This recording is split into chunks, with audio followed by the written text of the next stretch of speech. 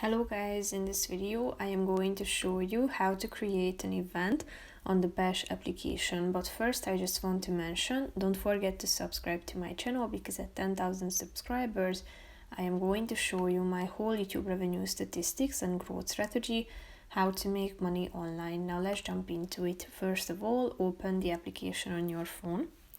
After that, click on the home button down below in the left side corner and scroll down to the planning toolkit section, and then click on this create an event button. Then you should upload a picture or select an option from these presets.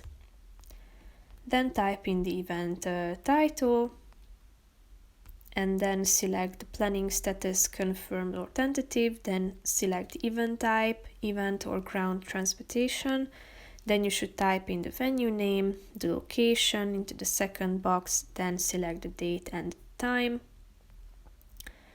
And after that, tap on additional details if you would like to select the budget, dress code, and add further information about the event, such as whether it's a secret event, all party guests are attending, and you can add additional notes. When you are done, click on this button down below and then your event will be created.